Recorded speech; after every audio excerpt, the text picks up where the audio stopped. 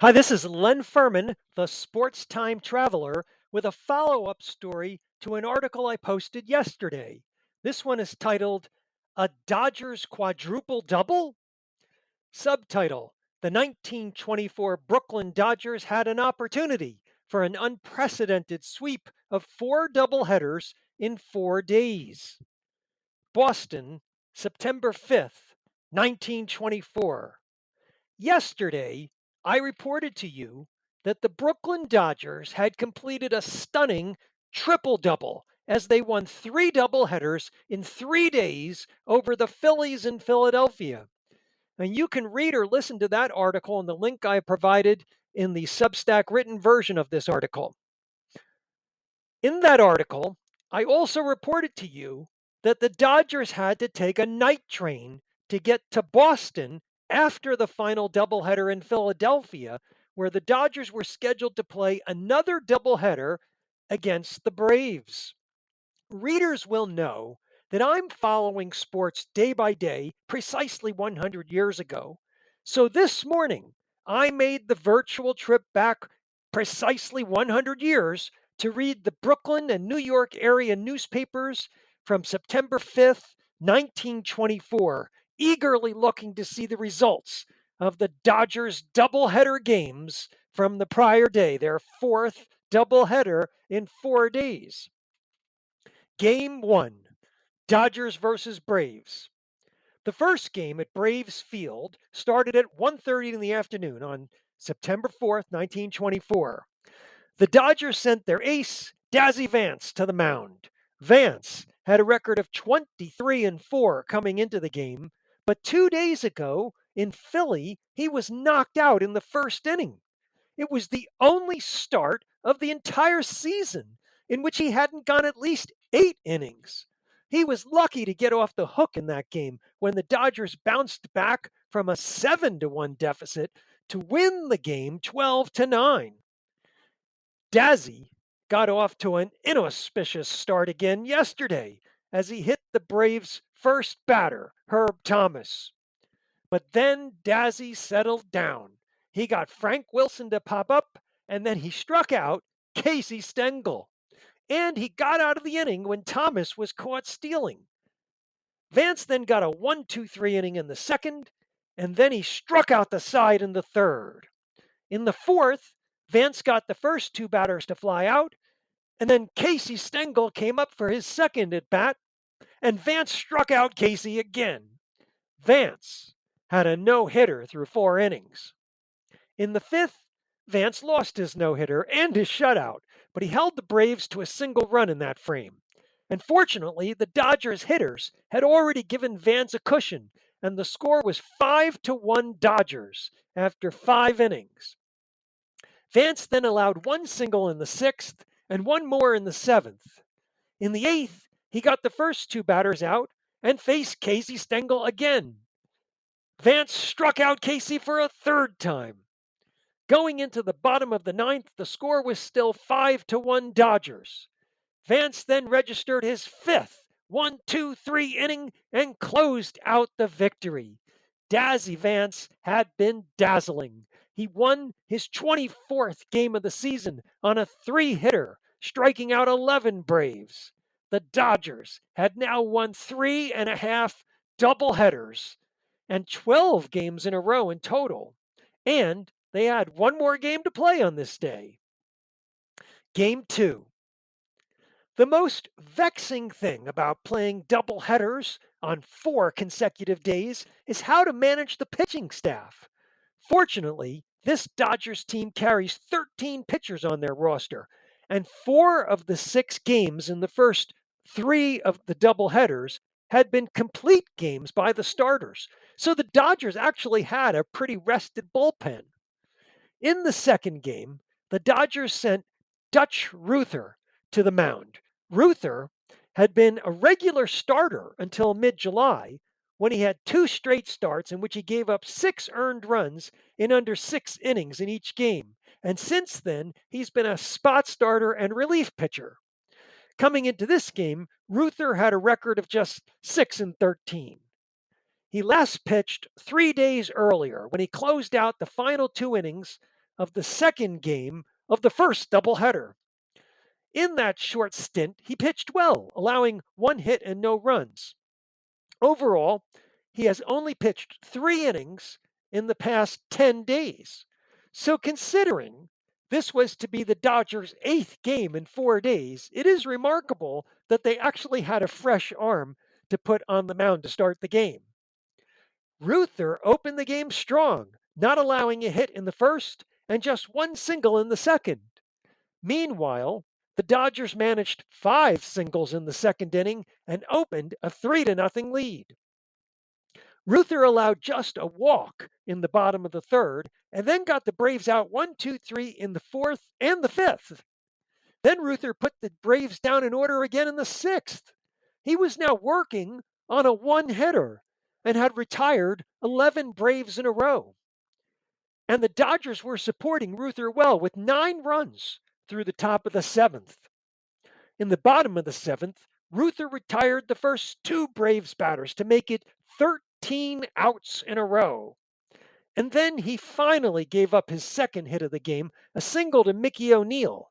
That was immediately followed by a single from Bob Smith and a double by Ernie Padgett. O'Neill scored on that double to ruin Ruther's shutout, but Ruther got out of the inning when Smith was thrown out at home. Ruther returned to form in the 8th inning with another 1-2-3 inning, and he allowed just 1 hit in the ninth to close out a complete game 9-1 win. Ruther had pitched his best game in 2 months, a 5-hitter, to enable the Dodgers to win their 4th consecutive doubleheader. The Brooklyn Daily Times' Thomas Meany wrote effusively about Ruther's performance. Here is a little excerpt from that article. Dutch Ruther showed a return to form that won him fame a few years back. Seldom in his checkered career has the side wheeler hurled more effectively than he did yesterday when he set the Bean Eaters down with 5 hits and 1 run. Ruther's victory meant the Dodgers had done it. A quadruple double, 4 doubleheaders in 4 days.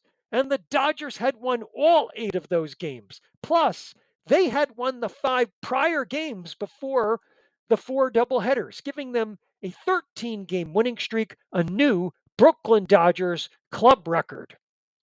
And they had won all 13 games in just a little more than 1 week.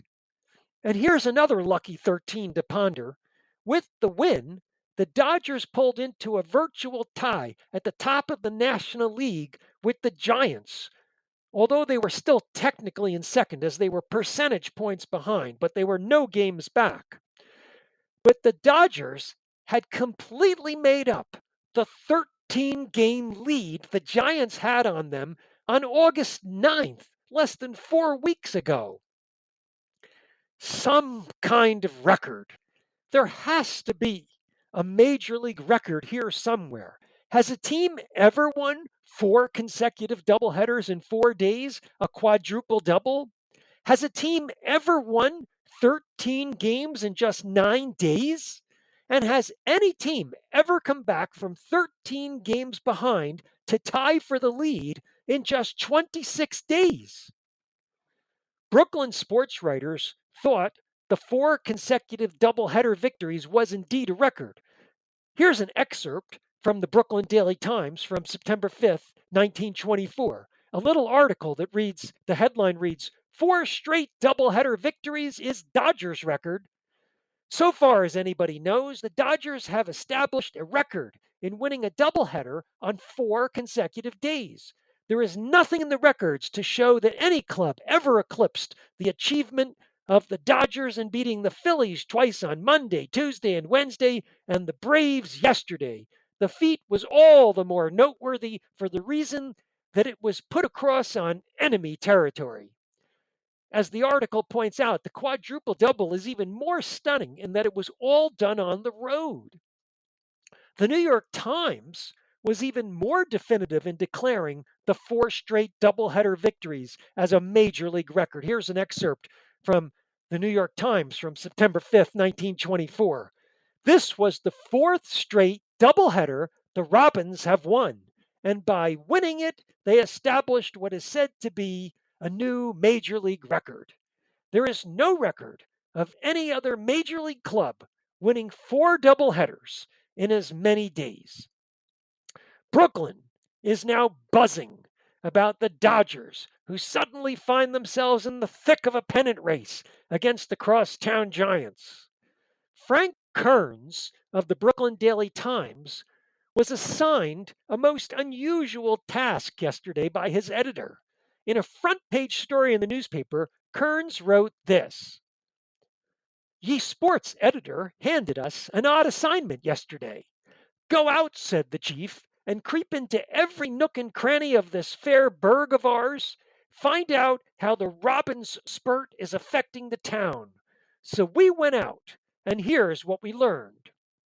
By the way, by the Robins, Kearns means the Dodgers. They were often called the Robins in the 1920s because their manager was Wilbert Robinson. Now, here's what Kearns heard when he went out and talked to fans on the street. And this is in the newspaper from yesterday in 1924. The whole town's talking. All we heard was Dodgers, Dodgers, Dodgers. And then we heard some more about the Dodgers. We received a thorough education in baseball. Everybody was so nice about expressing his opinion of our Uncle Wilbert Robinson and his athletes. They're going crazy in Brooklyn over the Dodgers. It's going to be a great pennant race. The Dodgers still have 20 games left to play. Here's the standings of the top teams in both leagues as of this morning, September 5th, 1924. I'll start with the American League, where the Washington Senators are in first place with a record of 77 and 55. 2 games back are the New York Yankees at 75 and 57. By the way, the Yankees are the defending World Series champions and the 3-time defending American League champions. And in third place is the Detroit Tigers, led by Ty Cobb, who is both a player and a manager. Their record is 71 and 62.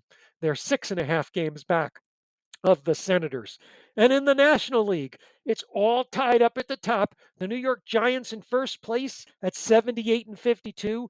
The Brooklyn Dodgers, no games back, but technically 3 percentage points back with a record of 80 and 54. They were 13 games back just 3.5 weeks ago. And the Pittsburgh Pirates are just 2 games back at 76 and 52. No, I'm sorry, they're just 1 game back at 76 and 52. The Sports Time Traveler is going to continue following both the American and National League pennant races in 1924 and will report when there is something so exciting I just have to share it. Thanks for listening. Bye bye now.